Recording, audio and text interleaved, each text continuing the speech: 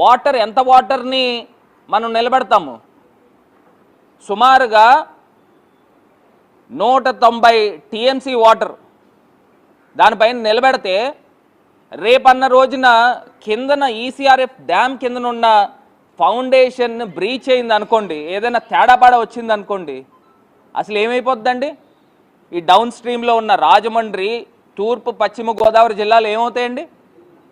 ఆ మాత్రం సెన్స్ కనిపించట్లేదా? అసలు ధవళేశ్వరం బరాజ్ ఏదైనా తేడా వస్తే ఈ ధవళేశ్వరం బరాజ్ అనేది కనబడుతుందా? ఆ బ్రిడ్జ్ అనేది కనబడుతుందా? Road come railway bridge. అంటే మెయిన్ థంబ్ రూల్స్ ఫాలో కాకుండా ఆయన చేసిన కార్యక్రమం చూడండి. థంబ్ రూల్స్ ఫాలో కాల. అసలు ఎక్కడైనా కానీ ముందర నదిని డైవర్ట్ చేయాలి అంటే ఆ డైవర్ట్ అయ్యే ప్రాంతంలోంచి వాటర్ పంపించాలి కదా. అది కంప్లీట్ చేయకోకుండా కాఫర్ డ్యాములు కట్టుకోకుండా డయాఫ్రమ్ వాల్ ఎలా స్టార్ట్ చేస్తారని ఇవాళ మేము ప్రశ్నిస్తూ ఉన్నాం.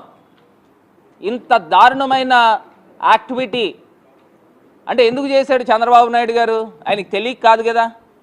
అంటే అక్కడ ఉన్న ఎక్స్పర్ట్స్ కానీ, లేకపోతే ఇంజనీర్లు కానీ, లేకపోతే వీళ్ళందరూ కూడా పీపీఏ కానీ ఆయనకి చెప్తారు, ఏమండి ఫస్ట్ మీరు ఇట్లా చేయకూడదు, ఫస్ట్ ఈ కాఫర్ డ్యామ్ కంప్లీట్ కాకుండా, ప్రొటెక్షన్ వాల్ కంప్లీట్ కాకుండా డయాఫ్రమ్ వాల్ కట్టకూడదని చెప్తారు.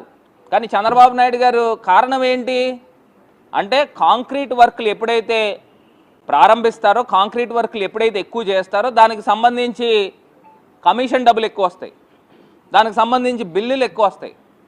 దాని గురించి ఈయన ఆ డయాఫ్రమ్ వాల్ వర్క్ ముందర పెట్టుకున్నాడు. ఇంతకన్నా దారుణం ఇంకేముంటుందండి? అసలు ఎక్స్పర్ట్స్ కమిటీ ఎందుకు వేసాము? అసలు ఎందుకు వేయాల్సి వచ్చింది ఎక్స్పర్ట్స్ కమిటీ అంటే ఈయన చేసిన తప్పిదం వలన ఏదైతే డయాఫ్రమ్ వాల్ బ్రీచ్ అయింది, ఈసీఆర్ఎఫ్ డ్యామ్ ప్రదేశంలో కవర్స్ పడినాయి. అదే రకంగా ఈయన కట్టిన కాఫర్ డ్యామ్ సుమారుగా 20 మీటర్ల దగ్గర నుంచి 40 మీటర్ల దాకా కిందన జెట్ గ్రౌడింగ్ జరగాలండి. కాఫర్ డ్యామ్ కిందన వాల్ కట్టాలి. ఆ కట్టిన దాని తర్వాత దానిపైన కాఫర్ డ్యామ్ కట్టాలి. ఈయన 20 మీటర్లు యథావిధిగా వేసుకుని వెళ్ళిపోయి కిందన జెట్ గ్రౌటింగ్ ఆ కాఫర్ డ్యామ్ కంప్లీట్ చేశాడు. ఇప్పుడు కాఫర్ డ్యామ్ దగ్గర నుంచి సీపేజ్ అవుతూ ఉంది. ఆ సీపేజ్ జరుగుతూ ఉంది. ఇంకో పక్కన డీ వాల్ కట్టాలి, డయాఫ్రమ్ వాల్ కట్టాలి. ఇన్ని తప్పిదాలకి కారకుడు మరి ఈయన ఏమనాలా అని అడుగుతున్నా. పోలవరం ద్రోహి అని పిలవాలా లేదా? అంటే పోలవరానికే ద్రోహం చేస్తే తెలుగు ప్రజలకి ద్రోహం చేసినట్టు కాదా అని అడుగుతా ఉన్నా. మరి ఇంత దారుణమైన పనులు చేస్తూ నిజంగా ఎంత బాధాకరం అనిపిస్తూ ఉందండి. అసలు ఎవరైనా చేస్తారా? ఈ రకమైన కార్యక్రమాలు ఎవరైనా చేస్తారా? మళ్ళీ పైపెచ్చి తీసుకొచ్చి జగన్మోహన్ రెడ్డి గారి ప్రభుత్వం పైన రాళ్ళేస్తూ ఉన్నారు. నాకు అర్థం కావట్లా. 2017లో 18లో తమరు నిర్వాకం డయాఫ్రమ్ వాల్, ఆ డయాఫ్రమ్ వాల్ ఎప్పుడు కట్టాలి? అన్లెస్ కాఫర్ డ్యామ్ కంప్లీట్ అయ్యేదాకా డయాఫ్రమ్ వాల్ అనేది ప్రారంభించకూడదు. దీనిపైన నేను ఛాలెంజ్కి సిద్ధంగా ఉంటాను.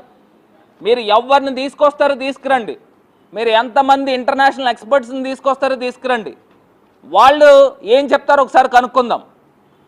Copper dam upstream downstream coffer dam complete కాకుండా డయాఫ్రమ్ వాల్ నిర్మాణం చేయొచ్చా? ఎవరినైనా అడగండి. ప్రతి ఒక్కళ్ళు కూడా చెప్పేది ఏంటంటే ప్రొటెక్షన్ వాల్, డయాఫ్రమ్ వాల్కి upstream downstream complete కాకోకుండా డయాఫ్రమ్ వాల్ అనేది అసలు కట్టేదానికే లేదు. ఎలా కట్టాడని అడుగుతున్నా. మళ్ళీ పైపెచ్చి మా పైన నిందలేస్తూ ఉన్నారు, మీరు డిలే చేశారని. అసలు హైడ్రాలిక్ గేట్స్ నిర్మాణం చేసింది ఎవరు? స్పిల్వే కంప్లీట్ చేసింది ఎవరు? జగన్మోహన్ రెడ్డి గారు కాదా? అసలు నువ్వు కాఫర్ డ్యామ్ కంప్లీట్ పూర్తిగా చేయకుండా చిన్న చిన్న ఖాళీలు ఎందుకు పెట్టావు? 2.5 కిలోమీటర్